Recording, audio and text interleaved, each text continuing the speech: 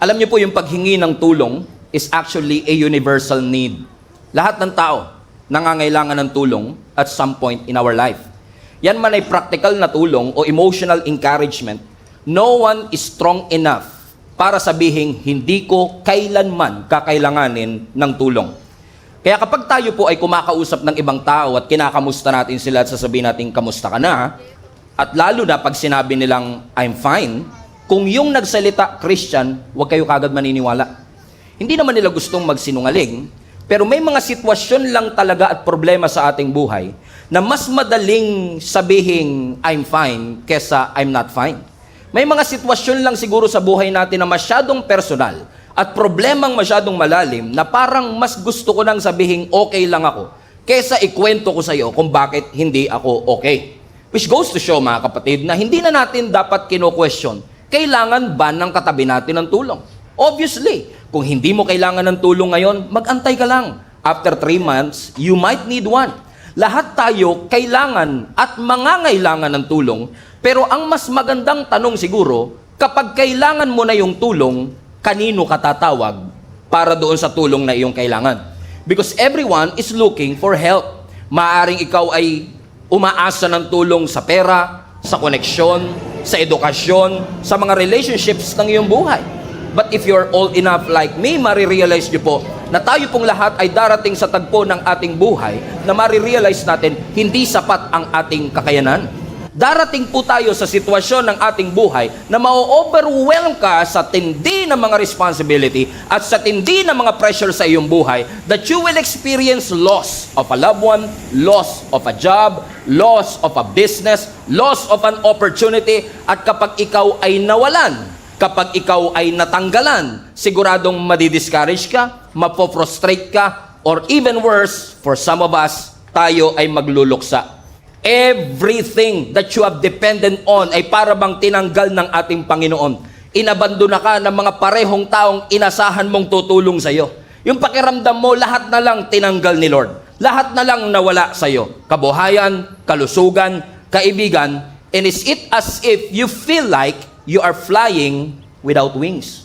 Na lumilipad ka pero unti-unting tinatanggal ng Panginoon ang iba't ibang aspeto ng buhay mo na iyong sinimulang panampalatayanan. May mga season siguro po talaga ng buhay natin that God will intentionally strip away every visible support in your life. Mga pakpak sa iyong buhay, hindi para patayin tayo, hindi para ipahamak tayo, kundi para turuan ang bawat isa sa atin that when everything fails in your life, God will never fail. Bumagsak man, huminto man, iwanan ka man ng iba, kalimutan ka man ng iba, ang Diyos hindi tayo papabayaan at ang Diyos ay hindi tayo kakalimutan.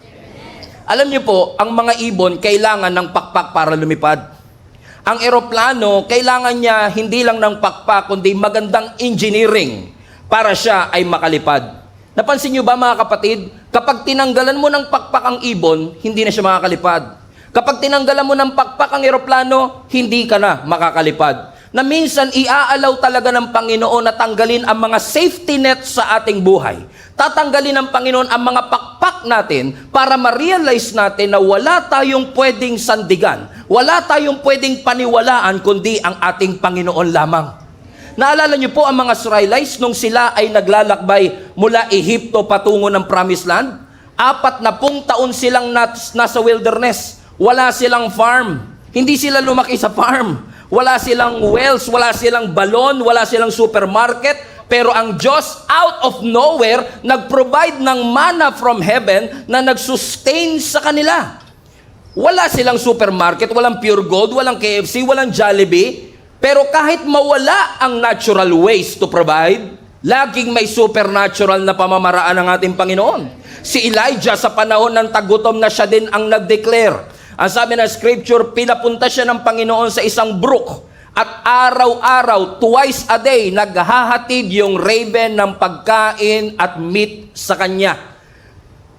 Raven na scavenger. Raven na madamot sa pagkain, pero ginamit ng Panginoon. Bakit? Huminto man ang natural na pamamaraan to provide, God will always supernaturally provide for each and every one of us. Kung hindi pa rin kayo kumbisido, maaaring narinig nyo na po ang kwento ni Peter. Si Peter na humakbang at lumakad sa ibabaw ng tubig. Nung si Peter ay lumalakad sa ibabaw ng tubig, wala tayong makikitang kahit anong visible support. Wala siyang salbabida. Amen. Wala siyang lifeguard. Pero kahit wala siyang salbabida, walang visible support. Pero yung salita ng Panginoon na kanyang pinanghawakan ang naging dahilan kung bakit nanatili siya at nakakalakad sa ibabaw ng tubig. Siguro kilala niyo si David. Si David nung nilabanan niya si Goliath, wala siyang experience. He doesn't qualify for the height. Wala siyang armor, wala siyang espada, wala siyang military might. Pero dahil siyang inanoint ng ating Panginoon, wala man siyang pakpak. Wala man siyang resources, pero hanggat nasa kanya ang Panginoon, alam natin ang nangyari, he defeated Goliath in a graceful way. Kilala naman siguro natin si Moses, mga kapatid, na pinili ng Panginoon para maging spokesperson niya at i-deliver ang nation of Israel. Amen? Spokesperson pero bulol. He doesn't have the eloquence. Wala siyang title, wala siyang charisma, pero ginamit siya ng Panginoon na deliverer ng nation of Israel upang ilabas ang kanyang bayan mula sa pagkaalipin. Bakit ko ito sinasabi? Paalala sa bawat isa sa atin that when everything fails in your life, God will never fail. Sabi mo sa katabi mo, God will never fail. Ang Diyos natin hindi sasablay. Ang Diyos natin hindi makakalimot. Ang Diyos natin ay hindi magkukulang. Kilala niyo siguro si Gideon. Si Gideon sa Judges chapter 6 ay binigyan ng Panginoon ng isang special na assignment. At ang assignment ni Gideon, maging deliverer din katulad ni Moses. Papangunahan ni Gideon ang nation of Israel against the Midianite. Alam natin ang storya, bago ko mawala 2 weeks ago, paulit-ulit nating binabanggit at pinag-aaralan ng buhay ni Gideon. Si Gideon, habang siya'y tinawag ng Panginoon na maging deliverer, nagtatago siya sa kanyang takot. Nagtatago siya sa kanyang insecurity. Kumbinsidong-kumbinsido siya na yung pamilya nila ang pinakamahina sa kanilang angkan. Kumbinsidong-kumbinsido siya na siya ang pinakamahina sa kanyang buong pamilya. Pero nakita siya ng Panginoon in the midst of his insecurity. At ang sabi ng Panginoon sa kanya, "You are a mighty warrior." And God being true to His word, sabi ng scripture, si Gideon, ginather niya ang 32,000 soldiers para pangunahan ang Israel sa pakikipaglaban sa mga Midianites. Nung nakita ng Panginoon ang 32,000 soldier, this is what God says, Judges chapter 7 verse 2. The Lord said to Gideon, "You have too many men. Masyado kayong marami. I cannot deliver Midian into their hands, or Israel would boast against me. My own strength has saved me." Ano sabi ng Panginoon? Masyado kayong marami. Kailangan yung bawasan yung 32,000 hanggang maging 300. Hold on a second. Yung 32,000 naging 300. At ang kalaban nila, libo-libo. Hindi ba suicide mission yan? Kapag 300 lang kayo at ang kalaban nyo libo, ang safe approach, Lord, padala natin lahat ng 32,000 na ito nga 32,000, hindi tayo sure. Pero ano sabi ng Panginoon? Bawasan mo. Minsan talaga si Lord ganun, no? Minsan ang mathematics ni Lord, subtraction muna bago multiplication. Kasi minsan tayo, excited na tayo sa multiplication, pero minsan ang pamamaraan ng Panginoon, bawasan nyo muna yung 32,000. I'm not trying to kill you, I'm trying to teach you to depend on me. Bakit? Balik mo yung verse na, kasi kapag nanalo kayo sa 32,000, iisipin nyo, pakpak nyo ang nagpanalo sa inyo. Iisipin nyong lakas ninyo ang nagpanalo sa inyo. Pero hayaan mo kung tanggalin ang pakpak mo. Hayaan mo kung tanggalin ang numero at galing ninyo. Hayaan nyo kung ma-realize yung outnumbered kayo. At kapag nanalo kayo ng 300 lang kayo, dun nyo marirealize that you can fly without wings as long as God is with you. Pinapatunayan lang ng Panginoon sa atin, mga kapatid, ngayong araw na ito, na ang tunay na katagumpayan ay makikita natin hindi sa strategy, hindi sa lakas. Ang tunay na katagumpayan ay makikita natin sa pamamagitan ng presensya ng ating Panginoon. Na minsan, hahayaan talaga ng Panginoon na bago kanya i-release, kailangan niyang tanggalin at putulin muna ang iyong mga pakpak. That sometimes subtraction is God's strategy for your multiplication. Hindi ko alam, siguro kaya hindi kayo nag-amen kasi pakiramdam nyo, parang lahat naman nadadagdag sa inyo. Sabi mo nga, Pastor, 2025 is a year of more. So I've been asking the Lord for more. Pero what if, pagdating ng December, lahat ng binigay sa iyo ng Lord na more, tatanggalin din ng Panginoon? Not to punish you, not to kill you, but to teach you that you cannot depend on these things. Hindi mo pwedeng paniwalaan at dependihan ng iyong pakpak para ikaw ay makasor ng mas mataas. Ang ibon kailangan ng pakpak para makalipad. Ang eroplano kailangan ng pakpak para makalipad. Pero have you ever wondered why ang rocket nakakalipad na walang pakpak? Bakit? Hindi lahat ng lumilipad kailangan ng pakpak. I believe this is a good illustration, a reminder for each and every one of us. Masyado na ba tayo nakadepende sa mga pakpak natin? Sa business natin, sa education natin, sa connection natin, sa society that we are in, sa government natin, na yung mga bagay na ito ang magdadala sa atin patungo sa katagumpayan? Pero kapag tinanggal ng Panginoon, dun mo lang nare-realize, oo nga masyado ako nagdepende sa maraming bagay, akala ko hindi ko kayang mabuhay, hindi ko kayang makasurvive, pero nung tinanggal ng Panginoon, yung job security, alala nyo, di ba, nung nagtatrabaho kayo, sabi, huwag kayo dyan sa mga freelancer na yan. Kailangan doon kayo sa trabaho na may security. Ikaw naman, masyado ka nakadepende sa job security kasi nga, yung trabaho mo 25 years ka na. Nung nag-pandemic, ikaw pa yung unang tinanggal. Takantaka ka ngayon. Kala ko job security to. Alam niyo kung bakit? Because your job can give you a salary. But only God can give you a security. Amen. Si Lord lang makakapagbigay ng security. Amen. Ano ang itinuturo ng Panginoon sa atin? Na minsan masyado tayo nakadepende sa ating visible support. Hanggat meron ako nakikitang suporta, hanggat nandyan ang mga kaibigan ko, meron akong visible support, I can fly. Pero minsan tatanggalin ng Lord ang ating mga pakpak para ma-realize natin na kahit walang visible support, laging mayroong divine support ang ating Panginoon. Willing ang Diyos na tuparin ang kanyang mga pangako sa atin na hindi niya tayo pababayaan o hindi niya tayo iiwan. Napansin niyo po ba yung saranggola? Wala siyang engine, wala siyang pakpak, pero nakakalipad siya. Hindi dahil may makina siya, hindi dahil may pakpak siya, nakakalipad siya dahil sa hangin. Naunawaan niyo mga kapatid, sino sa inyo nakakakita ng hangin? Naaamoy ko yan minsan, Pastor, pero hindi ako nakakakita ng hangin. Why? Because the kite can fly. Masin niyo, wala siyang engine, wala siyang pakpak, but he can soar. It can soar. Kaya niyang lumipad sa alapap na walang visible support. Ano lang sumusuporta sa kanya? Hangin. Amen? That even though walang wings, walang engine, walang visible support, laging may invisible support ang ating Panginoon sa atin. Kasi ang human support, it will fail. Pero ang divine support, it will be most evident in your life. Ang mga kaibigan mo, i-disappoint ka. Ang mga partners mo, magwi-withdraw sa kontrata na yan. But even when people leaves, Jesus will never leave you. Darating ang pagkakataon, wala ka mahahanap na investor, wala ka makikitang resources, walang cheerleader, walang connection, walang role model, walang budget, hello, walang building, hello, walang network, hello, walang safety net. Pero kapag wala kang pakpak, this is a perfect condition for God to show you who He is in your life. Hindi porket natanggalan ka ng pakpak, kailangan mo nang sumemplang. The removal of your wings is not the end of your flight. Hindi porket wala ka ng pakpak, tapos na ang iyong paglipad. Because as long as you have the source, the God who promised you that He will never leave you nor forsake you, the God who promised you that He will supply all your needs according to His riches in glory, the one who promised you that even when you walk through the valley of the shadow of death, you should not be afraid, the one who promised you that I will be your shepherd, I will be your deliverer, I will be your protector, as long as you have God.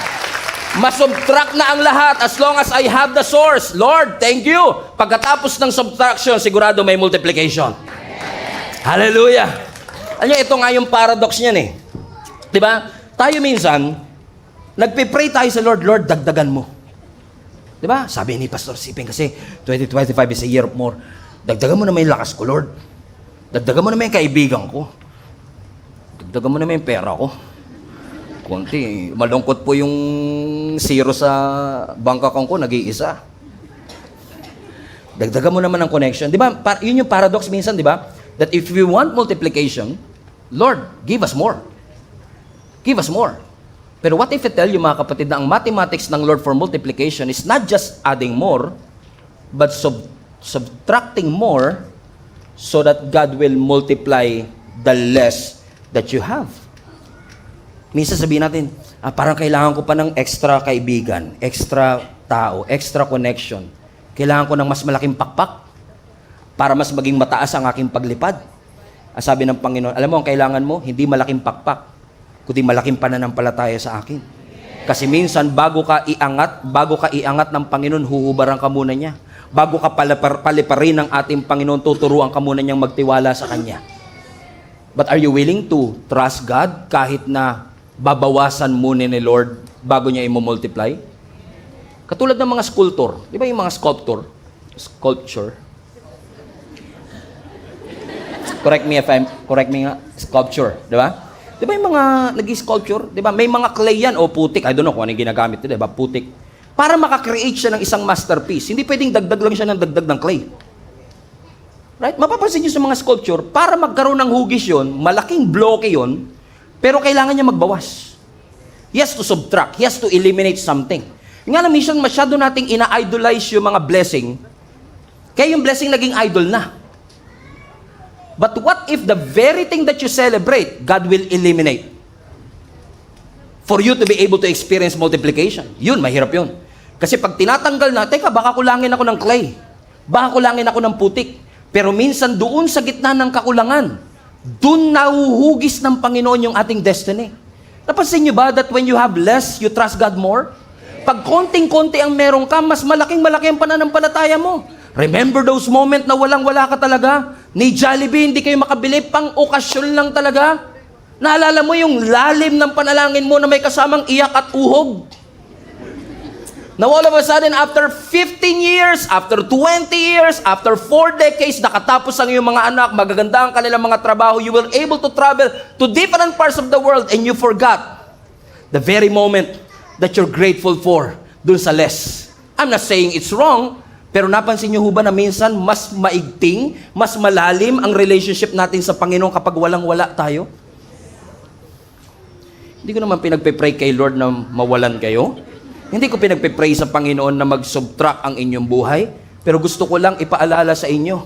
Kung every Sunday na ating kayo sa church at lagi ko lang sasabihin, huwag kayong mag-alala, tumawag lang kayo sa Panginoon, magsimba lang kayo, lagi kayong pagpapalain ng Panginoon, I would be lying to you if I tell you that as long as umating ka ng church, hindi ka na makakaroon ng problema. As long as umating ka ng church, hindi ka na mawawalan. But that's not the truth. Nothing could be further from the truth. Bakit? Kasi kahit nagsisimba ka, pwede kang mawalan ng mahal sa buhay. Kahit nagsisimba ka, pwede kayong maghiwalay bilang mag-asawa. Kahit nananalangin ka, pwedeng malugi ang inyong negosyo. Pwede kang tanggalan ng Lord ng pakpak para ma-realize mo that is the only way for you to grow and to soar and to multiply. Ano po ang sabi ni Jesus sa John chapter 15? Diba? Ang sabi ni Jesus sa John chapter 15, every branch in me that does not bear fruit, highlight this part, He takes away. And every branch that bears fruit, He prunes. Ano yung prunes? Ginugupit. Now, tignan nyo yung verse again. Look at this verse. I need your brilliant minds here. Ano yung unang statement? Every branch in me that does not bear fruit, He takes away. Now, ang sabi ng scripture, yung mga sanga daw na hindi nagbubunga, tinatanggal. Tama ba yon? Tama naman. Diba? Kung hindi siya nagbubunga, tanggalin. Kung hindi na kumikita, edi isara mo na. Kung wala ng benepisyo, iwanan mo na. That's normal, that's logical. Pero yung second statement, hindi. Ano yung second statement? And every branch that bears fruit, He prunes. Teka lang. Nagbubunga na, bakit pa kailangan gupitin? Nagiging source na ng blessing, bakit pa kailangan tanggalin? Ano daw po ang reason? Why did God allow the pruning? Ano sabi ng Bible? That it may bear more. 2025 is the year of... Hallelujah. That God would, ano sabi ng scripture? He will prune. Gugupitin ng Panginoon to bear more. So nagbubunga na, but if you want more, God has to cut it. Now, this is the dilemma. Pruning is painful. Masakit mawalan. Masakit manakawan. Masakit gupitan ng pakpak. Masakit kapag may mga bagay kang pinahalagahan, pinaghirapan, biglang tinanggal ng Panginoon. O at least, hiniling ng Panginoon sa atin. But sometimes, yung mga pruning na yan is necessary for you to what? To bear fruit. Question, do you want to bear fruit? Yes. And you might be bearing fruit now. But if you want to bear more fruit, subtraction has to happen. Elimination has to happen. Pruning has to happen. Tingnan nyo, hindi kayo maka-amen. Kasi baka nakikinig yung angel. Baka pag sinabi kong amen, tanggalin niya. Baka bigla kami mag-break, bigla magsara yung... Come on now. Amen? Why? Because pruning is what? Is painful. Amen? Look at Apostle Paul, for example. Now, si Apostle Paul, kilala naman natin siya, he wrote 66% of the New Testament. Si Apostle Paul, bago po siya mamatay, alam niyo si Apostle Paul, ilang beses po yan nakulong. Hindi dahil sa krimen, hindi dahil sa flood control. Okay. Okay. Yung mga pumalakpak, binahayan. Tama. Okay. So, si Apostle Paul, we remember him. He was in prison many, many times because of his faith. And one time, when he was in prison, he's writing a letter to Timothy, he recalls something. Naalala niya, nung siya ay nililitis sa harap ng Senado,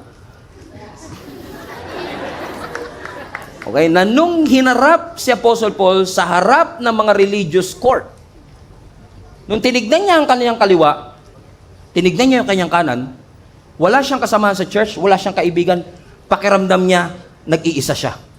Bakit? Minsan talaga, kailangang tanggalin ng Panginoon ang ating pakpak. Because God doesn't want you to depend on your business partner. God doesn't want you to depend on the stock market. God doesn't want you to depend on your education. All of these are important and good. But God wants you to depend on Jesus more. Naalala ko yung rich young ruler sa Bible na lumapit kay Jesus Christ. Rich young ruler. Also known as Daniel Padilla. Kasi nasa kanya na lahat eh. Rich young ruler.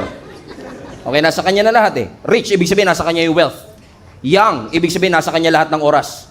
Ruler, ibig sabihin may power siya. So imagine, you have the time, you have the wealth, you have the power. And yet, rich, young, ruler, may tanong pa rin. Alam niyo kung bakit? Merong God-sized void sa puso mo na hindi kayang punan ng kahit anong power, wealth, or time that you have. And then he came to Jesus Christ. Sabi niya, Teacher, Rabbi, sabi niya kay Jesus, what must I do to inherit eternal life? Which is a wrong question, by the way. Amen? Because nakadepende kagad siya, anong pwede kong gawin? Akala niya kasi kaya niya i-manipulate ang lahat. But honestly, kahit anong pagpapakita mo, kahit anong gawin mo, you cannot earn your way to your salvation. You cannot earn your way to God's love. God's grace is a favor that you should receive, not earn.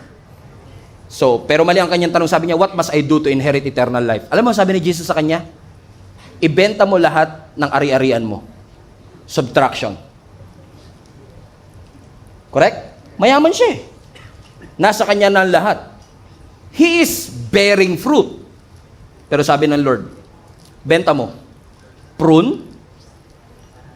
Ito yung rason kung bakit ganito ako ngayon. Kaya ako influential kasi marami akong pera, may pakpak ako. Now, gusto mong tanggalin ko yung pakpak ko. Sabi ng Lord, sige, sell everything that you have. And you will receive treasures in heaven. Multiplication. So, subtraction has to happen before multiplication. Pwedeng hindi mo gawin, pero hindi mo matatanggap ang multiplication. Correct? Pwede niya naman sabihin, okay na ako sa buhay ko eh. Pero bakit siya nagtatanong ng salvation? Kasi alam niya, kahit may pera, may kapangyarihan ako, may oras ako, may kulang pa rin. And now he's asking, ano ang pwede kong gawin para maligtas? Sabi ni Lord, benta mo lahat ng ari-arian mo. Huwag naman. Lord, gusto ko mag-mature. Sara mo nga tindahan mo pag Sunday. Lord, gusto ko mag-grow. Iwan mo nga yung aso mo mag-isa. Ang mathematics ng Diyos, you want multiplication?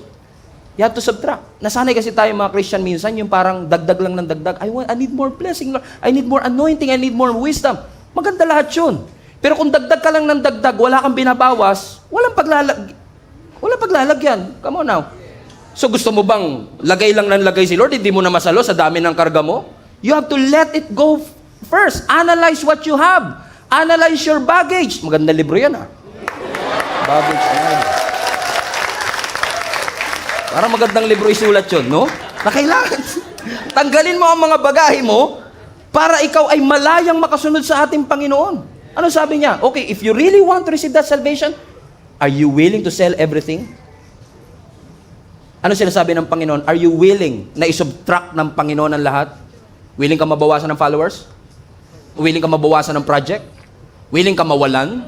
Willing ka malugi? Willing ka magkasakit? Lord, if this is the way for me to multiply, go ahead. Katulad ni Apostle Paul, biruin mo nasa loob siya ng kulungan, he was actually in his deathbed, iniisip niya, grabe, nahalala ko, nung nilitis ako, nung ako ay dinala sa religious court, akala ko nandun yung mga kaibigan ko, andun yung mga sumuporta sa akin. Ang dami ko kayang friends sa Facebook, 2,000. Pero yung 2,000 friends mo na yan, ilan ang dadalaw sa'yo pag nagkasakit ka? Ilan ang pupunta sa funeral mo? Those are real friends, right? Sometimes God will eliminate things. Sabi ni Apostle Paul, tinignan ko kaliwa, tinignan ko kanan. Walang co-workers, walang kapwa believers, walang kaibigan. And then he realized something. He may felt abandoned. He may felt lonely, but it doesn't mean he was alone. Maaaring nararamdaman mo minsan mag-isa ka lang o nag-iisa ka. Pero hindi yun ang totoo. Kasi pakiramdaman natin nag-iisa tayo, never tayong pinabayaan ng Panginoon. Ano ang sabi ni Apostle Paul? 2 Timothy chapter 4 verse 16. At my first defense, so nandun siya sa harapan ng korte. No one came to my support. Everyone deserted me. Iniwan nila akong lahat. Tapos na ba yung verse? No. Can we read that next part? Highlight this part. But the Lord stood at my side and gave me strength. Now everyone abandoned me. And yet, in the moment of my isolation, I realized, hindi pala talaga ako nag-iisa. Kasama ko pala talaga ang ating Panginoon. Na minsan sa panahon na kailangan ko siya. When everything else is stripped away, kapag tinanggal ang lahat ng pakpak ko, I can still fly. Alam mo, darating ang araw na kapag ikaw ay marunong magtiwala sa Diyos, magugulat ka na lang. Akala mo, connection na nagsusustain sa'yo. Akala mo, influence mo nagsusustain sa'yo. Akala mo, education mo nagsusustain sa'yo. Only to find out that you are flying without wings. Why? As long as you have the wind, as long as you have the source, as long as you have your God, He will never leave you nor forsake you. Iiwan ka ng lahat, but the Lord will always stood at your side to defend you, to fulfill His promise to you. Hindi ka niya iiwan. Hindi ka ng Panginoong pababayaan. So ang tanong ko sa iyo, sa mga panahon nangangailangan ka ng tulong, kanino ka tumatawag? Ano ang una mong madaling sabihin, kay Lord, kay Lord, kay Lord. But actually, pagka may financial issue, anong una mong hinahanap? Kumbay. Shout out po sa mga kapatid natin, mahal namin kayo. Amen? Buti ko anak ka ng kontraktor, di ka naman mayaman.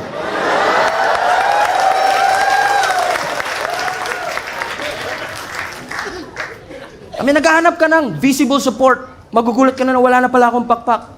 Wala na pala lahat ng inasahan ko. Lahat ng pinagdependihan ko. Pinaghirapan ko to ng 20 years. All of a sudden, biglang mawawala. Alam niyo kung bakit? Walang bagay na pwede mong pagkatiwalaan dito sa mundong ito. Anytime pwede kang tanggalin sa trabaho. Anytime pwede kang mawalan ng pera. Anytime pwede bumagsak ang stock market. Anytime. Those people who manipulate our government. Lahat ng dinipensahan mo, lahat ng pinanampalatayanan mo, pwedeng mawala. That's why when you look up to the sky, when you look for help, don't look at the visible support. Look to Jesus. In Psalms chapter 121, the Bible says, I lift up my eyes to the mountain. Tiningala ko ang aking mga mata doon sa kabundukan. And I ask the question, highlight this part, where does my help come from? Sabi ng psalmist, which is likely si David, tiningala ko ang aking mga mata sa kabundukan. And I ask myself, saan nga ba galing ang aking tulong? Now, for you to be able to understand this text, you have to understand that Psalms 121 is actually called the Song of Ascent. A-S-C-E-N-T. O pag-akyat. Ascension. Song of Ascension. Kasi, every year, during this annual feast na meron sila like Pentecost and Passover celebration, lahat ng mga Jewish people, kailangan nilang bumalik ng Jerusalem. And Jerusalem is a mountainous region. Mabundok. So, kung galing sila sa baba, papatawag sila sa Jerusalem, lahat sila akyat ng bundok. At kapag umaakyat na sila dun sa long, tiring, dangerous path, they are singing this psalm. Balik mo alak. So habang sila'y naglalakad, lahat ng mga pilgrims, paakyat sila ng bundok, they are singing this song. I lift up my eyes to the mountain. Where does my help come from? Pasinin niyo po yung statement. I lift up my eyes, highlight this part, mountains. Bakit? Kasi literally, mountains ang nasa harap nila. But obviously, alam nila na hindi yung mountain ang tulong nila. Hindi yung visible mountain ang makakapag-guarantee na kanilang safety kasi pwedeng yung magnanakaw at hold-upper nagtatago sa mountain. So, sinasabi ng mga pilgrims, I lift up my eyes to the mountain. Napatanong ako, where does my help come from? Saan nga ba galing ang aking tulong? And then, he answered his question. Ang sabi niya, my help, highlight this part, comes from the Lord. Tignan niyo yung, what a beautiful verse, right? What a beautiful verse. Tignan niyo kung paano shinif ni David. Kasi it's likely that David wrote this. Kung paano shinif ni David yung reliance ng tao sa visible mountain, sa invisible God. Sabi niya, all this time, I thought it was this mountain that sustained me. It was this job that fed me. It was this connection that allowed me to go to places.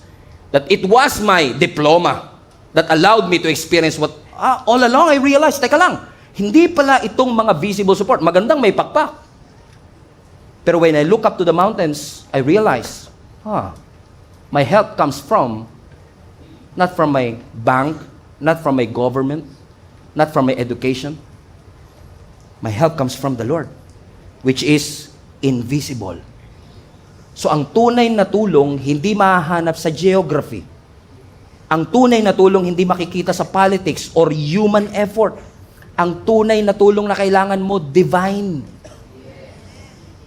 Hindi mo makikita, pero paulit-ulit kang tinutulungan na sinusuportahan ng Panginoon. Marami sa inyo, alam nyo naman na yung storya ng buhay ko, di ba? Lumaki kami sa squatter.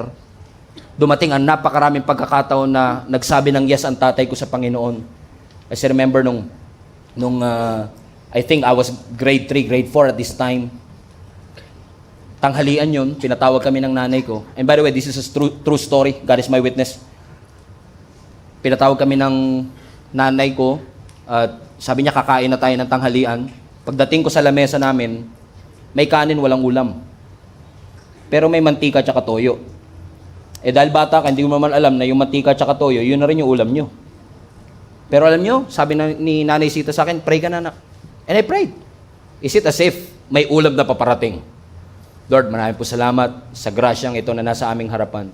Basbasan nyo ito upang magsilbing kalakasan ng aming katawan. And just right after I prayed, watch this, just right after I prayed, hindi ko alam na mantika pala talaga ulam namin at toyo. But just right after I prayed, somebody knocked at my door. Pastor, ako pa nagbukas. Pagbukas ko, nakaharap sa mukha ko mismo 2 plastic ng tilapia.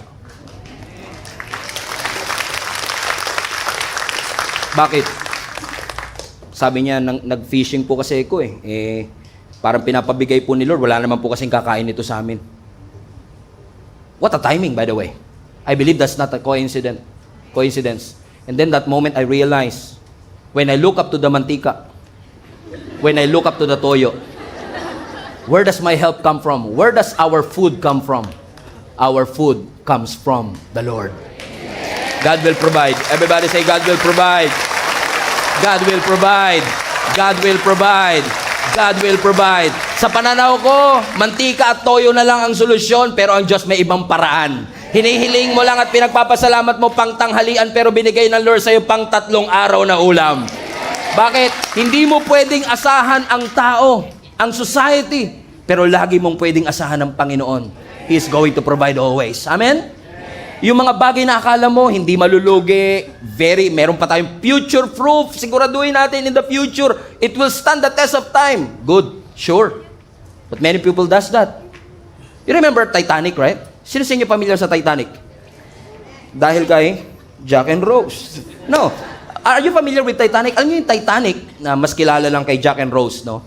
Pero yung Titanic is one of the biggest and most secure na ship that was ever created on their time. Alam niyo po ba, when you research this, 1912, sabi ng history, they built this massive ship, Titanic. At alam niyo ba, nung minarket nila at in-advertise nila itong cruise ship na ito, ang advertisement nila, this is designed to be unsinkable. Ano yung ibig sabihin ng unsinkable? Dinesign to para lumutang. Hindi nyo ito mapapalubog. May mga nagbiro pa, challenge yung marketing nila, baka kahit Diyos hindi yan kayang palubugin. Why? Kasi they were impressed sa bakal, they were impressed sa engineering, and ang sabi nila, this possess an advanced safety protocol. Safety o security features. Meaning, very safe ito. Hindi ito lulubog. But many people don't know na when they launch it, ang pinakaunang biyahe niya is the Titanic movie. Pinakaunang biyahe niya, lumubog siya. 4 days after ng launch. 4 na araw pa lang mula nung sabihin nilang, it was designed to be unsinkable. 4 days pa lang pagkatapos nilang sabihin, kahit Diyos, hindi to kayang palubugin. 4 days pa lang pagkatapos nilang sabihin, grabe naman ang engineering niyan. 4 days pa lang pagkatapos nilang sabihin, grabe, it has the advanced security features. And yet, 4 days later, lumubog yung Titanic. Ano ibig sabihin mga kapatid? Impressive ang kanyang engineering. Impressive ang kanyang materials. Safe daw yung kanyang features. Maganda raw ang kanyang pakpak. Pero kahit gaano katibay, kahit gaano kaganda ang engineering, walang unsinkable. Walang bagay na pwedeng higit pa na safe sa harapan ng ating Panginoon. What happened to this Titanic? On the very first journey, 4 na araw pa lang siyang bumabiyahe, bagong-bago yung bakal. Bagong-bago yung engineering. Yun, kasi nanunood sila eh. Hindi niya nakita yung icebergs. Salanan ni Jack yan eh. You get what I mean, mga kapatid? Which leads us to our text today in Psalms 20. And I will close with this. Ang sabi ng Psalm 20, which again, more likely David wrote this. Ang sabi ng Psalms 20 verse 6. Now this I know. Now you can read this with me now. The Lord gives victory to His anointed. He answers him from His heavenly sanctuary with the victorious power of His right hand. Louder, verse 7. Some trust in chariots, and some in horses, but we trust in the name of the Lord our God. Now this actually, Psalms 20, is a prayer. Panalangin ito ni David bago siya lumaban sa gera. Pero tignan niyo yung tono ni David. Sinasabi niya, ang tunay na katagumpayan, hindi galing sa human power. Ang tunay na success, hindi galing sa galing natin. Hindi dahil sa lakas natin. Hindi dahil sa strategiya natin. Ang tunay na tagumpay at galing ay galing mismo sa presensya ng Panginoon. Now, that was a very bold statement para sabihin niyang, some trust, verse 7, some trust in chariots, some trust in horses. That was a bold statement kasi nung unang panahon, kapag marami kang chariots and horses, katulad ng picture na papapakita ko sa inyo, kung marami kang chariots, it only means 2 things. Number 1, you have national security. Ibig sabihin, impressive ang bansang kinabibilangan mo kapag ikaw ay merong chariots and horses. Ibig sabihin, yung military might nyo malakas. Sa panahon natin, hindi na chariots. Panahon natin, nuclear weapon, tangke, airplane, o mga fighter jets. Pero nung unang panahon, wala pang fighter jets, wala pang mga tangke, wala pang nuclear weapon, chariots and horses. Now, sinasabi ni David sa atin, back then, may mga taong ang pagtitiwala nila nasa fighter jet. Ang pagtitiwala nila nandun sa tangke. Ang pagtitiwala nila nasa bangko, nasa connection, nasa society, nasa government, nasa missiles. Pero tignan niyo yung contrast. Balik mo yung verse 7, anak. Some trust in chariots, some trust in horses. But, here you go. May mga tao nagtitiwala sa trabaho, sa savings, sa connection, sa technology, sa power, sa wealth, sa skills. Lahat nakakatulong. Pero yung ba talaga ang ultimate help? No. They trust in chariots, they trust in horses. But we, trust in the name of our Lord God. Alam niyo po kung bakit? Let me give you a principle. Kapag kasi nagtitiwala tayo dito sa mga pakpak natin, it will give you anxiety. Ma-anxious ka lagi. Ask me why. Bakit ako ma-anxious, pastor? Kasi lahat ng yan pwede mag-fail. Pero kung sa Diyos ka nakakapit, the God of peace, it will bring you peace. You know why? Ask me why. Because God will never fail. Kaya ka payapa, kasi alam mo, mag-fail na ang lahat. Sumadsad na ang stock market. Pero ang Diyos, hindi ako pababayaan. Kung kinakailangan maghatid siya ng lalaking nagpi-fishing para hatiran kami ng 2 plastic ng tilapia. Kung kinakailangan na maghatid ng Diyos at kumausap siya ng raven para maghatid ng pagpapala kay Elijah, I believe that God will never allow each and every one of us to be abandoned. He will never leave you. He will never forsake you. Continue to trust in the Lord. Psalms 3:5, trust in the Lord with all your heart. Everybody say, trust in the Lord. Put that in the screen. Trust in the Lord with all your heart. Highlight that part, yung heart. Sinabi ba ng Bible, trust your bank? Sinabi ba ng Bible, trust your government? Trust the stock market, your savings, your influence, your manager? Trust your plans? Trust your followers? Hindi. Ang sabi ng scripture, trust the Lord. Ay, hold on. Di pala trust the Lord. Ang sabi, highlight this part, trust in. Interesting. Anong difference ng trust the Lord sa trust in the Lord? Now, when you trust the Lord, you trust what He can do. But when you trust in the Lord, ibinibigay mo ang iyong buhay. Pinagkakatiwala mo ang iyong buhay. So when you trust the doctor, you are saying, kaya niya yan. But when you trust in the doctor, willing ka magpa-opera sa kanya. Willing kang ialay, sabihin, kaya niya to. So ibig sabihin, ang tunay na pagtitiwalang binabanggit dito ay hindi lang maniwala ka sa kakayanan ng Diyos. Hindi. Ang sinasabi ng Diyos, sandalan mo siya. Huwag ka lang maniwala, sumandal ka sa Kanya. Kasi darating yung panahon, pakiramdam mo wingless ka. Pakiramdam mo powerless ka. Pakiramdam mo walang sumusuporta sa iyo. But God is teaching each and every one of us. He is the one who sustains each and every one of us. Nakakalipad ka pa rin ngayon, hindi dahil sa pakpak na nakakabit sa iyo. Nakakalipad ka pa rin ngayon dahil sa Diyos na nasa puso mo. At yun ang pinaka-importante sa lahat. Ang pakpak mawawala. Maraming bagay sa mundo ang mawawala. But your God is more than enough. He is more than enough to supply all our needs according to His riches and in glory. Ang chariot kinakalawang, ang kabayo sumisemplang, pero ang Diyos natin, He will never fail. Magunaw man ang mundo, maaasahan mo pa rin ang Diyos. Hinding-hindi ka papabayaan ng... Maraming Christian, hindi po nag-i-struggle sa kakulangan ng vision. Naniniwala ko maraming Christians ang nag-i-struggle dahil kulang sa surrender. Lalo na po yung kultura natin na tinuruan po tayo na follow your dreams. Narinig nyo na po ba yan? Follow your dreams. Nakikita nyo yan sa mga ref, nakikita nyo yan sa mga jeep, nakikita nyo yan sa mga social media posts, naririnig nyo yan sa mga TED Talks, nakikita natin yan sa mga pop culture, sa mga branding and advertisement. Pero yung salitang follow your dreams, hindi ho biblical yan. Hindi po itinuro ng Biblia na sundan natin ang ating mga pangarap. Yan po ay cultural mantra. Nakasanayan na po natin. However, hindi natin maitatanggi na marami ho talagang tao, mas pinupurso nila yung pangarap nila kesa yung layunin ng Panginoon sa kanilang buhay.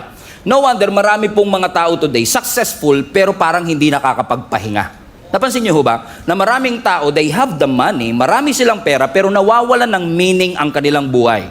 Oo, marami silang ginagawa, productive sila, but at the end of the day, their heart feels empty. Maraming mga Christians din in our generations today, parang paabante ng paabante yung career, pero paatras ng paatras yung calling.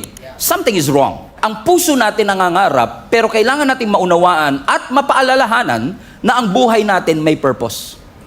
Kung ang toothbrush nga may purpose, ikaw pa kaya?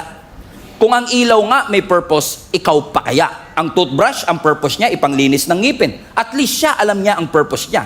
Ikaw, ako, tayo kaya? Ano ba ang purpose natin? Ang purpose lang ba talaga natin magtrabaho ng magtrabaho araw-araw, kumain, matulog, tapos na? O may mas malalim na meaning ang buhay?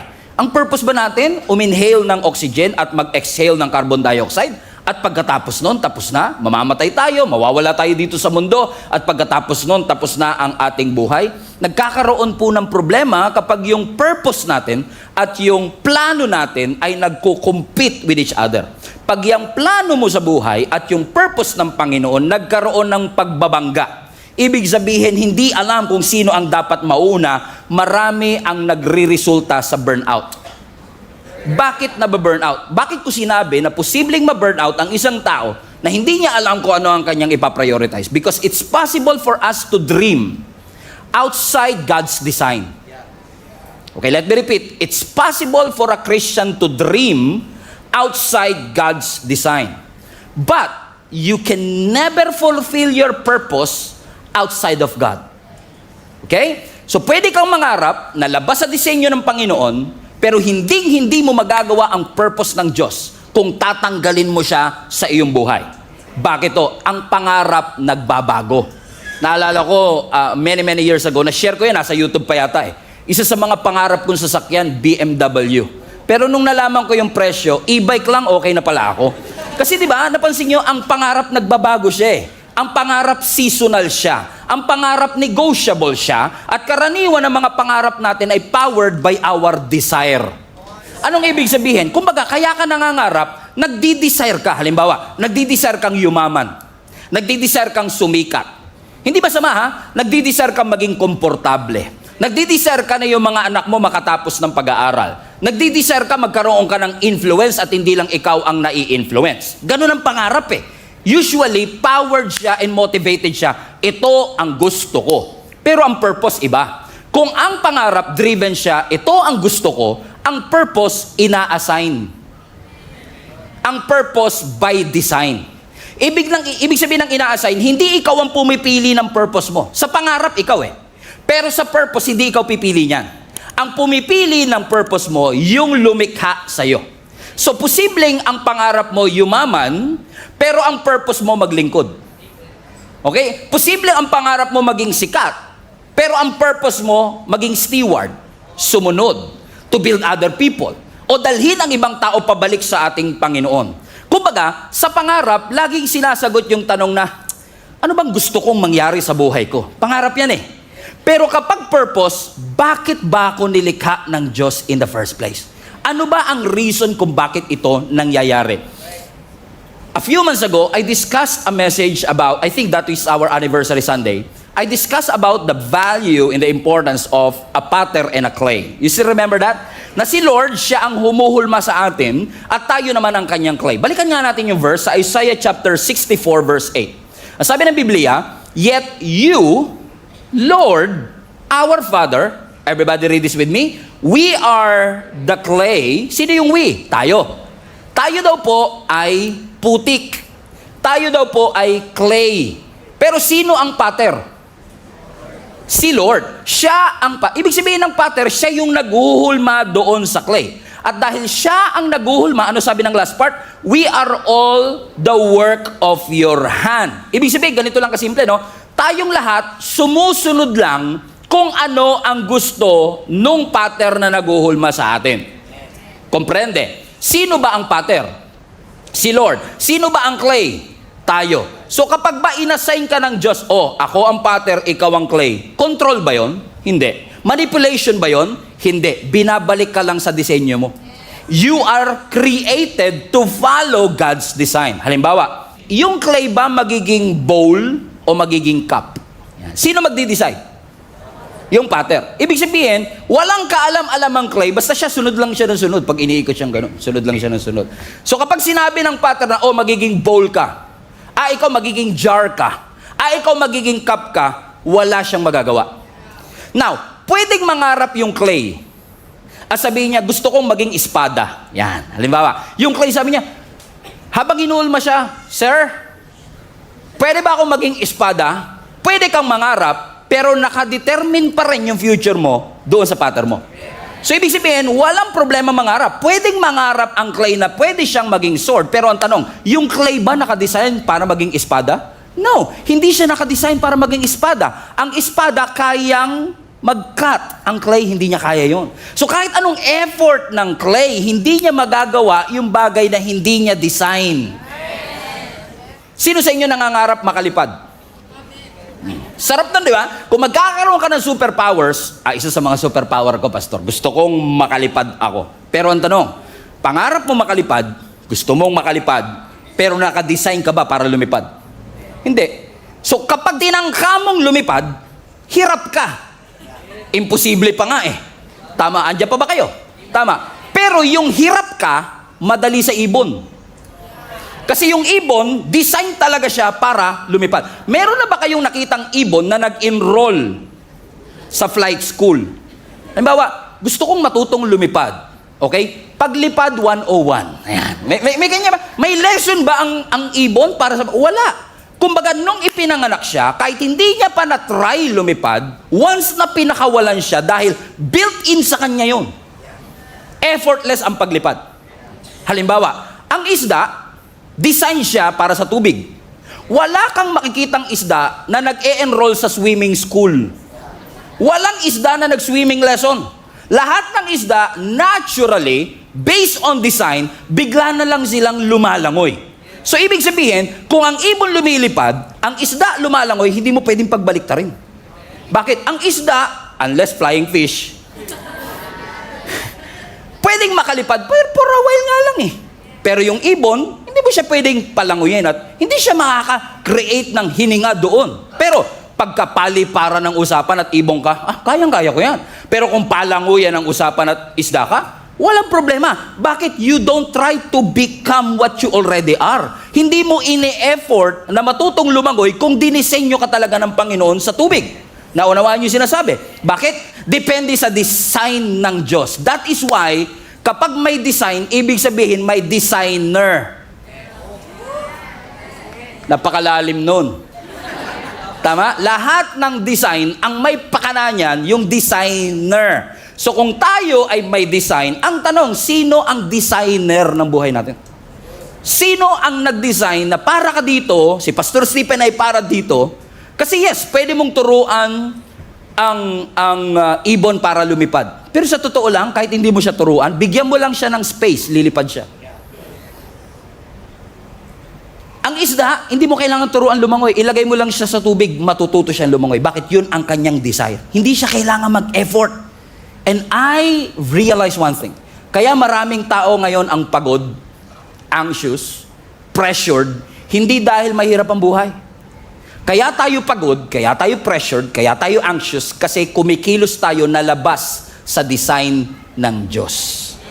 At pag kumilos ka na labas sa design ng ating Panginoon, kahit mag-effort ka, kung hindi mo yung design, hindi mababago ang function mo. Kahit na mag-aral ang ibon lumangoy, kung hindi yun ang design niya, hindi siya makakahinga sa ilalim ng tubig. Kahit na ang isda, mag-aral pa siya ng 4 na taong kurso, kung paano siya lilipad, kung hindi niya design yun, hindi niya magagawa. At kahit anong pilit mo anak, kahit anong pilit mo kapatid, kung hindi ka dinesign ng Panginoon kumanta,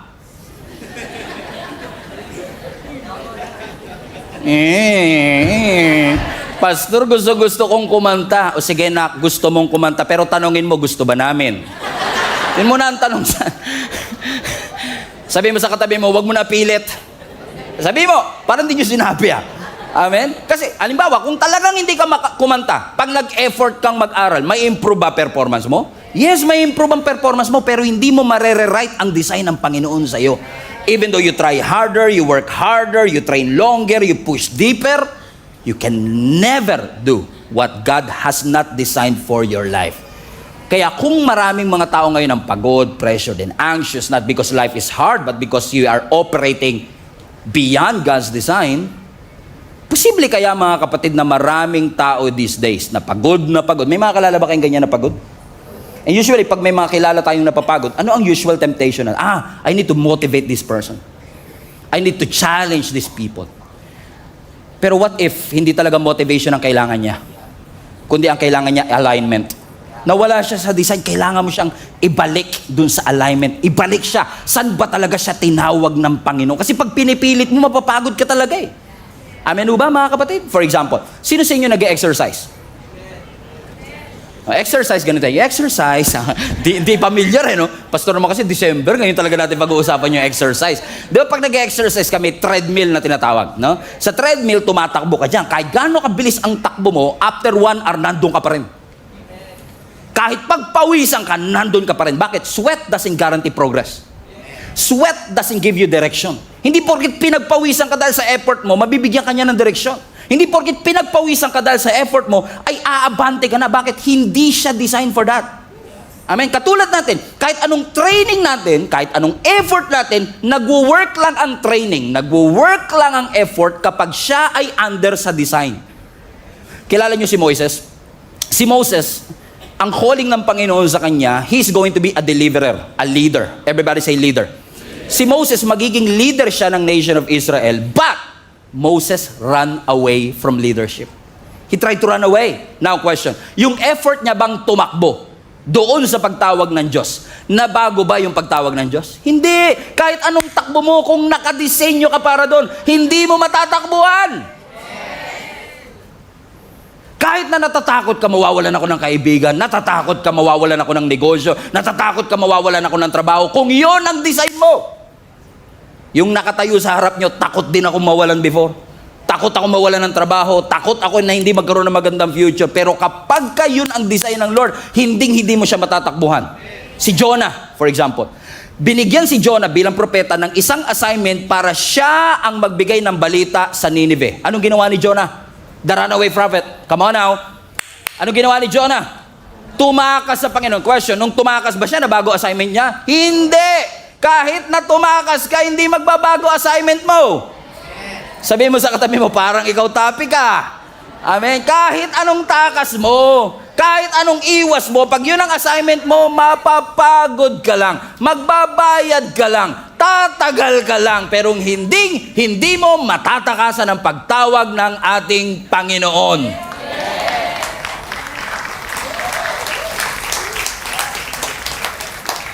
Kahit ikaw si Usain Bolt at ikaw ang may pinakamabilis sa pagtakbo, hindi mo mauunahan ng Diyos. Si Peter, he catch the fish all night, effort, but he caught nothing. Why? Without the presence of God, walang bunga lahat ng ating ginagawa. Even if your effort can make you successful, only God's purpose will give you fulfillment. Samson. Si Samson, binigyan siya ng Panginoon ng mandato to be a deliverer.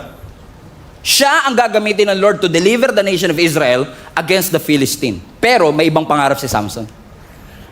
May purpose siya. Anong purpose niya? Be a deliverer. Pero ano ang pangarap ni Samson? Gusto niya babae. Di si Samson, naghanap ng maraming babae. Kasi gusto niya pleasure. Pangarap niya maging lover boy.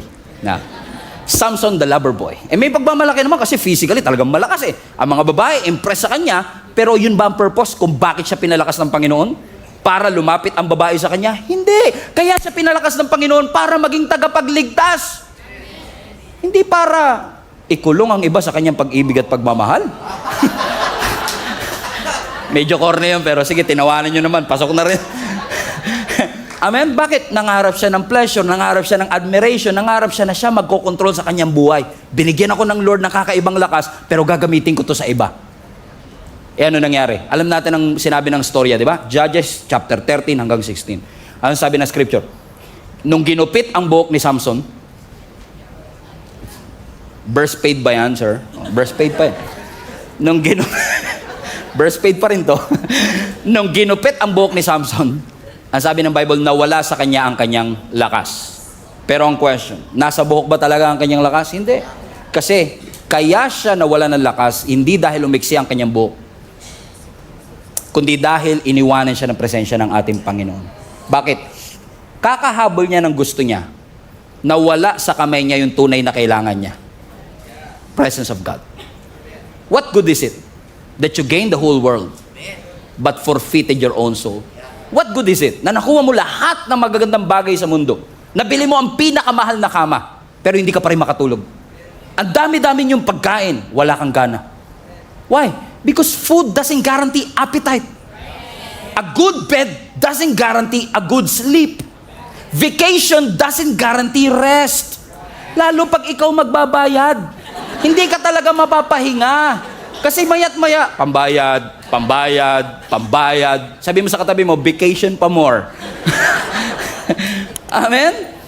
Because he chased what he wants, he loses something that is important to him. And that is his calling, his purpose. And that is the presence of God. Ba't pa kasi ang Panginoon, Pastor, nakikialam pa sa mga plano ko sa buhay? Ba't hindi na lang tayo hayaan ng Diyos na mag-succeed using our own terms? Ba't pa kailangan ng Diyos makialam sa mga plano ko sa buhay? First things first, sino nagbigay ng hininga sa'yo? Kasi minsan, nakakalungkot minsan, huwag kayo magalan, hindi kayo taga-ibang location, taga-ibang bansa. Kasi mga nandito ngayon, mga sobrang lapit nyo kay Lord, candidate kayo sa kanang kamay ni Lord. Sobrang bait ng buhay ninyo, na hindi kayo nagkakamali. Na minsan si Lord, ginagawa nating alternative. Yung parang, Lord, ito na schedule ko sa 2026, singit ka na lang kung kailan mo gusto. Hindi sinabi ng Bible, i-add mo si Lord sa schedule mo. Ang sabi ng Bible, seek Him first. Okay? And all these things. You have to understand something, mga kapatid, and I say this with love and humility. Life is more than just work. Ang buhay hindi puro trabaho lang. Hindi puro tulog lang. Ano kapag ang buhay mo puro trabaho pero walang meaning? Mapapagod ka. Mapapagod ka. Kailangan lahat ng ginagawa natin may rason. Lahat ng ginagawa natin may meaning.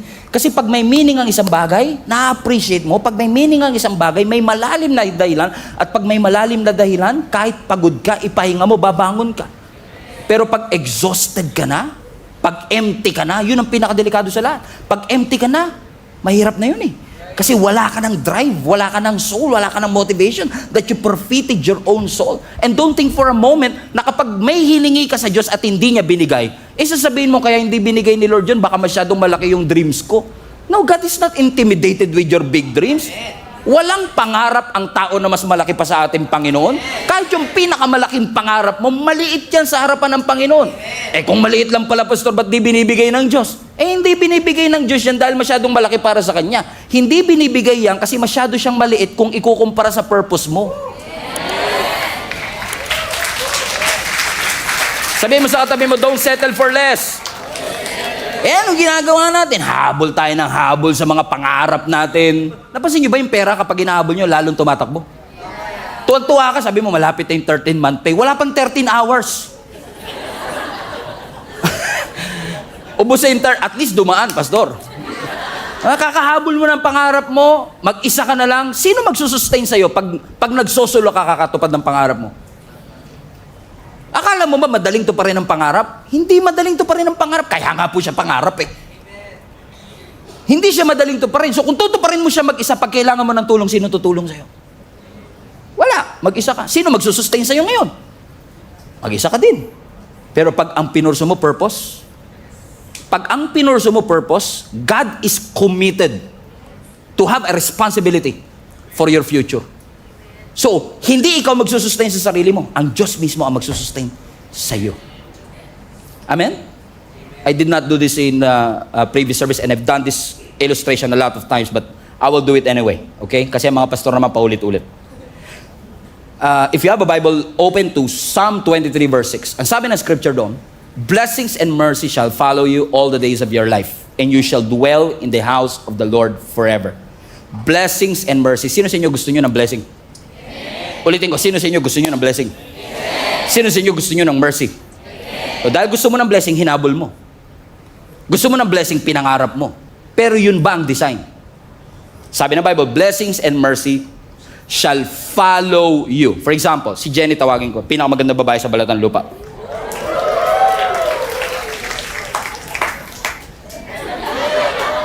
Total, siya naman ang blessing ko. Yeah! Yeah! Okay. Ang sabi ng scripture, blessings, kunwari si Jenny ang blessing, ang sabi ng scripture, blessings and mercy shall follow you. So as you pursue God, by design, blessing should, no effort, blessing should by design. Ano ang condition? Pursue God and blessings will follow you all the days of your life. So ibig sabihin, when I pursue the Lord, I don't have to worry, may pambayad na ba kami? I don't have to worry, paano na yung mga anak ko? No, because it's automatically pursuing you. Kaya kapag pagod at hirap, binabaliktad mo yung design. You are pursuing the blessing. Habol ka ng habol sa blessing. Tapos, pag mag-isa ka na lang, sabi mo, nasa na si Lord? Iniiwan ako ng Lord. Hindi ka iniwan ni Lord. Ikaw ang umiwan sa Kanya. Kaya, pag nasa ganitong sitwasyon ka kapatid, nagtataka ka, bakit mga desisyon ko, bubo? Alam mo yun? Dinicide ko talaga yun. Di ba parang, ba't ganun ang desisyon ko? Paano ka magkakaroon ng wise decision kung yung source ng wisdom nandun? Paano ka magkakaroon ng peace dito kung ang source ng peace nandun? Kaya sabi ng design, balik ka sa design. Ano ba ang design? Pursue it. And blessings and mercy shall follow you. Comprende? Thank you, be. Amen? Lahat naman kasi talaga, nung nagsimula, may purpose naman talaga yan. Lalo tayo na, halimbawa, sa mga OFW natin, mga nanonood online today, let me know in the comment section kung saan kayong parte ng mundo.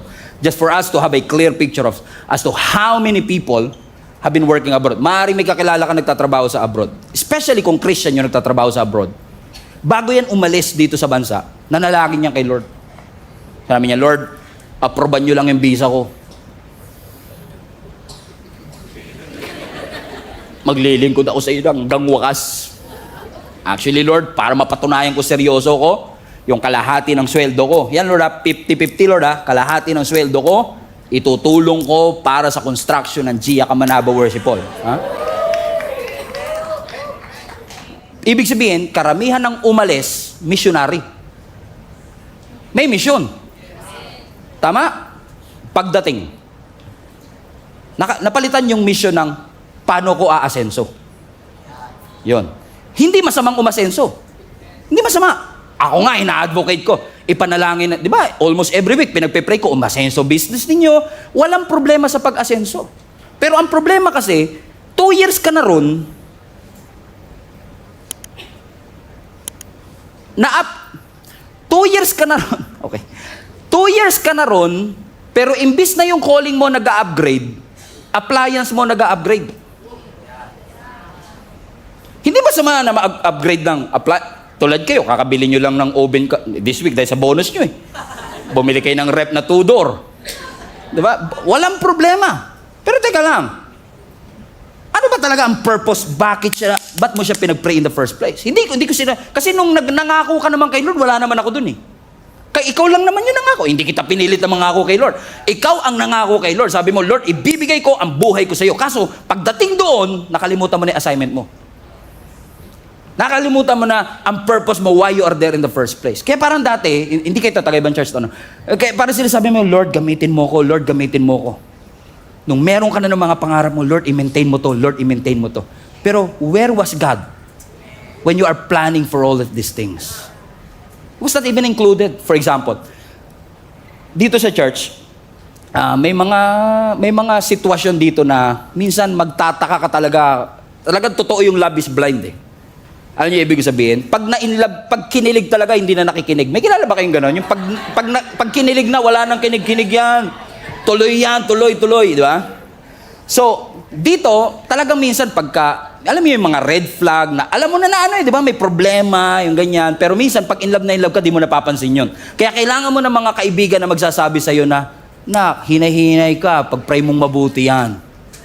Pero ano mangyayari? Dahil mahal na mahal mo, hindi ka makikinig. E tituloy ka, bam, bam, mahal mo eh. After 6 months, nag-break kayo. Niloko ka. Aroy. Aray mo. Bakit ko sinabing aray mo? Kasi pag nasaktan na broken heart, yung nakalimutang leader, babalikan. Pastor, heartbroken ako. Kung ako yon, ang sarap sabihin, nung kinilig ka, di ako kasama. Tapos ngayong heartbroken ka, sasama mo ako. Bala ka dyan. Bakit? Minsan tayo, pag nagpaplano, may sarili tayong mundo, pero pag may problema, Lord, nasan ka? Yun ang problema. Yan ang problema. Tignan mo katabi mo, duguan na eh. O naalala nyo po noon, marami sa inyo dito, dati kayo nanonood sa live stream. Dumaan ang video ng Gia Kamanaba. Kaya napanood ninyo, one day sinabi nyo, ay may simbahan pala doon sa Caloocan, aatin ako. Noon, naalala nyo pa, nung hindi ka pa umaatin, dito, in person, nanonood ka ng live stream. Kada post, share. Pam.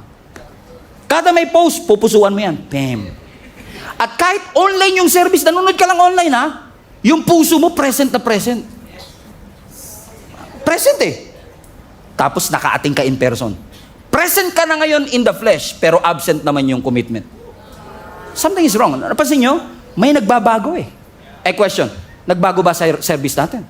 Sunday pa rin naman tayo. Walang nagbago sa service. Ibig sabihin, walang nagbago through the years. Ay, meron pala. Yung priority mo. Nagbago. Nakalimutan na natin. Sabi ng Bible, seek first His kingdom and His righteousness, and all these things shall be added unto you. Alam niyo, ina-expect ko na yung message na to, hindi amenable. At pwedeng sasabihin nila, Pastor, minsan ka na nga lang nandito. Yan pa yung message mo. Pero tatay niyo ako eh. Responsibility kong paalalahanan kayo na meron kayong layunin at meron kayong purpose sa inyong buhay. Naalala mo nung hindi ka pa naglilingkod kay Lord, sabi mo, Lord, kahit anong role. Sige, Lord, bibigay ko. Tapos nung may role na, masyado naman demanding tong role na to. Lord, kahit saang ministry. Nung nasa ministry na, matagal pa ba yan? Because somewhere along the way, nakalimutan natin na kapag naglingkod, may sakripisyo. Nakalimutan natin. Akala natin comfortable lahat. Akala natin mabait ang lahat. Naalala mo dati, hindi ka uma-absent sa church. Hindi ka uma-absent. Sabi mo, pag God first. Di ba, naalala mo yun? Sabi mo, sarado ang tindahan pag Sunday. Kasi para kay Lord to. Outing, di ko mag-outing. Sunday! Kayo yun ha, kayo yun. Huwag niyo ako damay. Di ba? Ikaw naman ang ako nun eh. Diba? Pero recently, di ba, napapansin mo, diba, pag may mga long weekend. Diba? Sabi mo, maganda magbakasyon dito Hindi masama Pero minsan, di ba? I mean, family first eh. O di nasa family na. Di nandun ka na sa resort, di ba? Say, woo! Habang nagagaganong ka, kami dito nakaganon, di ba? Kami dito nag-worship, ikaw ganun-ganun ka sa swimming pool, di ba? Saya mo eh! Di ba? Hindi natin pinipigilan. Kasi nga, pamilya yan eh. Di ba? Walang problema. Lalo kung yan lang talaga oras ninyong pamilya. Pero alam mo na ang services natin every Sunday, 5 yan sa online. Meron pa yung Monday ng gabi. So alam mo may oras ka pag Monday, tapos na yung outing nun May internet? Meron. May access? Meron. Ano wala? Eagerness. Yun yung nawala. Hindi na nagbago yung church eh. Ang nagbago yung eagerness, nagbago yung priority. Sabi nga nila, pag gusto, pagkaayaw, ako ba nagsabi? Kayo nag-fill in the blanks. Amen. Sabi mo sa katabi mo, ikaw talaga target ni Pastor today. Oo. Yung katabi mo, dati nag-a-adjust pa yan. Pag Sunday, di ba? Sabi nyo, yun. Pero ngayon, wala. Pwede mo ba sabihin, Nanlamig ba siya, pastor? Hindi naman siya nanlamig kay Lord. Masyado lang napasarap yung pahinga. Oh, bakit ko sinasabi? Tatandaan nyo to mga anak. Ha? Ang backsliding, pag sinabing backsliding, yung pagbalik mo sa lumang buhay, ang backsliding hindi nagsisimula sa rebellion. Walang nag-backslide, rebelde ka agad. Walang ganun. Karamihan ng nagbabackslide, if not lahat ng nagbabackslide, hindi rebellion ang simula. Ang simula, neglect. Kapabayaan. Yung dating importante, hindi na masyadong importante sa kanya ngayon. So anong ibig ko sabihin? Hindi ka naman biglang tumalikod sa Lord. Hindi ka biglang nawala sa Panginoon. Unti-unti mo lang tinigil yung dating ginagawa mo para sa Kanya. Kaya ang sabi ni James, are you still with me? Sugatan ah. Kaya ang sabi ni James sa James chapter 4, now listen, verse 13. Giya ka manaba, makinig kayo. Lahat ng mga tao na nagsasabing, ngayon o bukas, pupunta kami sa Thailand. Pupunta kami sa Japan. We will spend a year there. We carry on with our business and to make money. Verse 14. Bakit? Bakit? You don't even know what will happen tomorrow. What is life? What is your life? You are a mist, hamog, galang. Alam niyo ibig sabihin ng hamog, fog? Pag hinalintulad yung buhay natin sa hamog, ibig sabihin, ngayon nandyan, mamaya wala na. Ibig sabihin, walang guarantee ng sustainability. Walang guarantee ng breath for tomorrow. Kaya sinasabi na, kayong lahat na nagsasabing, ngayon pupunta ako dito sa city nito, bukas pupunta ako dito, magtatayo ako ng negosyo, I will make money. Hold your horses. Hold your horses. Do you not know that your life is a mist? Hindi nyo ba na-realize na wala kang control sa oras mo, anak? Hindi mo hawak ang oras. Ang may hawak ng oras natin, ang Diyos. Hindi mo hawak ang karir mo kahit gaano ka kahusay. Hindi ikaw may hawak ng karir. Hindi ikaw ang may hawak ng iyong negosyo. Hindi ikaw ang may hawak ng bangko sa Pilipinas. No. Only God is the true source of everything. Amen? Let's go back to verse 13. Can I take a few minutes to digest these verses for you? Just one verse. I promise you it will be worth it. Wala naman kayo magagawa. Dito na tayo. Diba? So pasinin nyo to. Now listen, you who say today or tomorrow, we will, highlight this part, we will go. Everybody say we will go. So sasabi ni James, kayong lahat na nagsasabi ngayon, gagawin namin to, bukas, gagawin natin. Bukas, dito kami pupunta. We will go. Everybody say, we will go. What does it imply? We will go. It implies what? Movement. Gagalaw ako. Pupunta ako dito. Sabi niya, we will go. Pero ang sinabi ng scripture, we will go. Depends on kung iaalaw ni Lord. Hindi, no? Sabi lang, we will go. So, ibig sabihin, yung kanyang direction ay self-initiated. Ako nag-initiate kung saan ako pupunta. So, ano naging basis ng decision? Preference.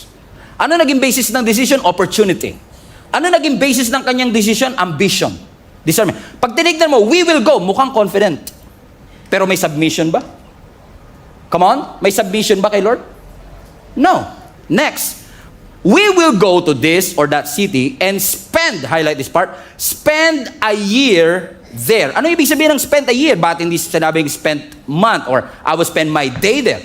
So the fact na sinabi niyang, I will spend a year there, ibig sabihin ginagaranti niya buhay pa ako after 1 year.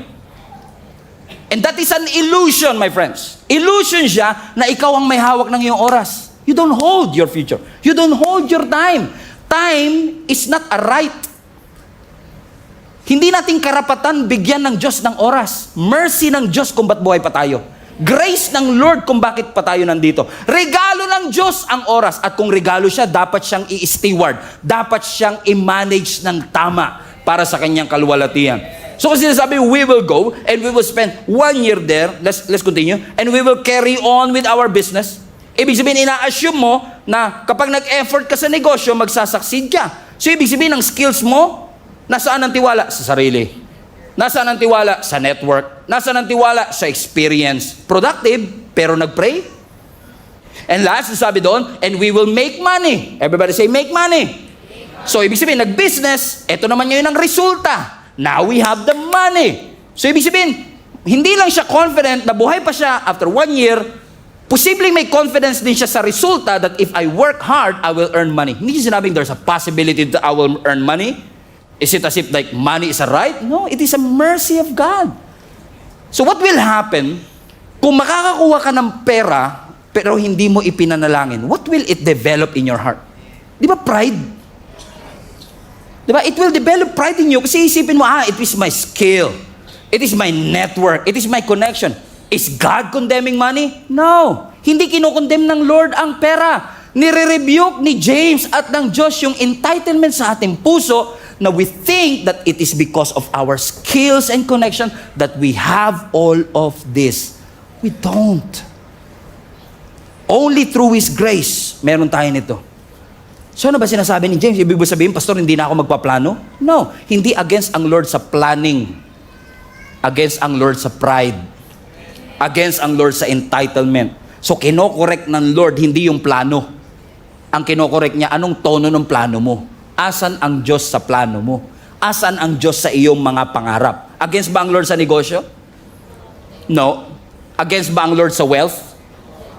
No. Against ba ang Lord sa pera? No, si Jesus nga may treasurer. Ba't ka may treasurer kung walang treasure?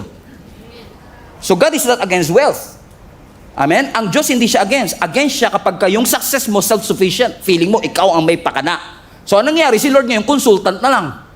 Hindi na siya ang tunay na may-ari. Kinokorek lang ni Lord. Yung business mo, hindi sa iyan. Kay Lord yan. Huwag mo siyang gawing consultant. Siya dapat ang number one sa sinasangguni natin. Kaya kapag sinabi ng kultura sa atin, follow your dream. Everybody say, follow your dream. Follow your dream. Is that right? No. Don't follow your dream. Submit your dreams to God.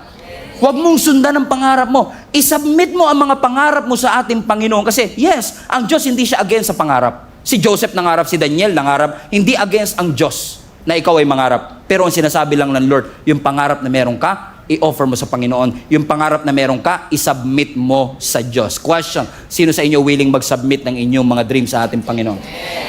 Ulitin ko lang, sino sa inyo ang willing mag-submit ng kanyang mga pangarap sa ating Panginoon? Taas kamay, taas kamay, taas kamay. Okay, third time is the charm. I'm setting you up. Clue. I'm setting you up. Sino sa inyo willing na i-submit ang inyong mga pangarap sa ating Panginoon? Sure? So pag sinabmit mo yan, papayagan mo ang Diyos na i-inspect yung pangarap mo. Papayagan mo ang Diyos na i-redefine ang pangarap mo. Okay pa rin sa'yo. Okay, ito matindi. Papayagan mo ba ang Diyos na i-resize ang pangarap mo? Okay. Amen pa rin ha. Ito, ewan ko na lang. Papayagan mo ba ang Diyos na i-replace ang pangarap mo? Kasi submission eh. Ibig sabihin, siya talaga ang masusunod. Kaya sabi ng Proverbs chapter 19, many are the plans in a person's heart, but it is the Lord's purpose that prevails. Many are the plans in a person's heart, but it is the Lord's purpose that will prevail. Maraming plano yung katabi mo para sa 2026. Nagpaplano na yan magpakasal. Kahit wala pang jowa. Hibang. Boyfriend muna bago kasal, mabir. Joke lang. Nagpaplano tayo para sa 2026. Kaya sabi ng scripture, many are the plans in a person's heart, but it is the Lord's purpose that will prevail. Look at the screen. Look at the screen. Look at the verse. Look at the contrast. Plan, purpose. There is a plan, there is a purpose. Pero hindi lang yung plan and purpose ang contrast. Pati yung dami may contrast. Sabi ng Bible, many are the plans, but we only have one purpose. Now naman, many are the plans in man's heart, but it is the Lord's purpose that will prevail. Anong ibig sabihin ng contrast na ito? Look at the screen again. Highlight that part, plan. Yung plans na yan is actually from the Hebrew word machshaboth. Okay, everybody say machshaboth. Now, hindi lang to basta nagplano ka. Pag sinabi mong machshaboth, ibig sabihin nun, inisip mo siya. Nag-strategize ka na. Kinalculate mo na. Kumbaga, hindi pa dumarating, calculated mo na by the age of 30. Ganyan. Nagpaplano ka na. Hindi masama. Pero yung sinasabi dito, marami tayong mga calculations na yung puso natin naging pabrika ng napakaraming options na meron ka. Pero, ang sabi ng scripture, marami ka mang machshaboth in your heart, but it is the Lord's purpose. Ano yung purpose sa Hebrew word? Etsa. Matraffic dyan ngayon. Amen? Marami ka mang machshaboth, But it is the Lord Etsa that will prevail. Anong difference? Ang Makshaboth, maraming thoughts, maraming strategy, maraming calculation, but it is the Lord's purpose that will remain. It is the Lord's purpose that will stand. It is the Lord's purpose that will outlast you. It will outlast. So listen, church. Based on that context, balik na yung verse 13 na. So, listen, church. Kayo na nagsasabi na, today and tomorrow, highlight everything, we will go, we'll spend a year, we'll carry on a business, we will make money. Look at the screen. We will go, we will spend a year, we carry on a business, we make money. You see it? We will go, spend a year, carry on a business, make money. What is missing on that verse? Walang Diyos. May plano, pero wala ang Diyos sa kanyang mga plano. Kaya ang sinasabi ng writer na si James, pwede kang magplano na, we will go here, we'll spend a year there, carry on a business, and make money. Verse 14, bakit? Hindi mo ba alam na, highlighted part, hindi mo ba alam? Alam niyo ibig sabihin ng Greek word yan? You know nothing. Hindi mo ba alam kung ano mangyayari kinabukasan? Ang buhay mo para lang hamog. It will appear for a little while and then it vanishes. That's what he's saying. Hindi masama magplano, pero teka, nakalimutan mo ba na wala kang control sa bukas? Hindi mo alam. You don't know. That's the dilemma. Hindi mo alam. Plano ka ng plano, pero hindi mo alam kung buhay ka pa bukas. Hindi mo alam kung ano ang mangyayari bukas. Bakit? Si Lord lang nakakaalam. Kasi iyan ang faith eh. Ang faith kasi, hindi ka bibigyan ng estimated time of arrival. Sabihin ng Lord, guarantee at the age of 35, may asawa ka na. Scam yun. Diba? Si Lord ba yata tayo nagsabi siya? Sabi ni Lord 32 lang daw, magkakaasawa na ako. Diba, scam? Bakit? Nilalagyan mo ng estimated time of arrival, nilalagyan mo ng expiration date. Pero ang Diyos hindi nagbibigay ng ETA. Ang Diyos nagbibigay ng direksyon. By this season, ito gagawin mo. That's the difference. Can you show the picture, please? Anong difference ng compass tsaka ng Google Maps? Ang Google Maps, bibigyan ka ng estimated time of arrival. Ang Google Maps, nakaplanado na, dito ka kakaliwa. Nakadetermine na, darating ka 4:40. Ang compass, hindi niya mabibigay yon. Ang mabibigay lang ng compass, direksyon. Tinatrato natin minsan ng Biblia, Google Maps. Kaya ka frustrated Kasi hindi ipapakita ng Lord sa iyo ang lahat ng daratnan mo. Pero ang ipapakita niya, yung susunod na direksyon. North, South, East, or West. Kaya pala sabi ng Bible, your word is a lamp unto my feet and a light unto our path. Bakit? Ang word of God, hindi po siya spotlight sa kinabukasan. Siya ay lampara para sa susunod mong hakbang. Ang ipapakita ng Lord sa iyo, what's the next step? But will you be able to trust God? Hindi sinasabi ng Lord, wag ka magplano for the next year. Nagpaplano ang church, nagpaplano ako, lahat tayo nagpaplano. But where is God in the middle of all of this? Is there at least a sign na sinasabi mong, Lord, ang gaganda ng mga plano namin, pero kung hindi mo to loloobin, hindi naman to mangyayari. Plano namin mag-open ng ganito sa next year. Plano namin gawin to sa next year. Naalala nyo, plano natin ngayon dapat nasa pure gold na tayo? Ano nangyari? Plano o purpose? May blueprint pa yan May blueprint na nga, hindi pa nangyari. Bakit? Si Lord lang nakakaalam. Si Lord lang nakakaalam ng lahat ng bagay. So let's submit our desires to God. Bakit? So sinasabi ni James, balik mo yung verse 14 anak. Makinig kayo, Gia Kamanaba. Kayo sinasabi nyo, today, tomorrow, we will go to that city, spend a year, carry on a business, make money. Hey, why? Next verse. Why? You don't even know what will happen tomorrow. Your life is a mist that appears for a while. Huwag mong sabihin na kaya mo itong gawin. You can make money. You can spend there in 1 year. Verse 15. Instead of saying that, you ought to say, highlight this part, if it is the Lord's will. So instead of sabihin, next year, sure. Ang sinasabi ni James, instead of saying that, say, if the Lord is willing, Diyan natin nakuha yung God willing. Hindi tayo binibigyan ng James ng additional sa ating Christian vocabulary. Kasi nung sinasabi ni James yan, if it is the Lord's will, we will live. Bakit literal nilang sinasabing kung kalooban ng Lord na buhay pa kami because they were persecuted at that time. Literal silang hinahunting at gustong patayin. So parang sinasabi nila, hindi ko mapapangako kung makikita pa tayo next year. So if it is the Lord's will na buhay pa kami, magkikita tayo. So ano sinasabi? Hindi masama magplano. Pero include mo si Lord. Lagi mong isang guni, ito ang kalooban ng Diyos sa aking buhay. Is it God's will for you to do it? Or is it your dream? Your will? Submit your dreams to God.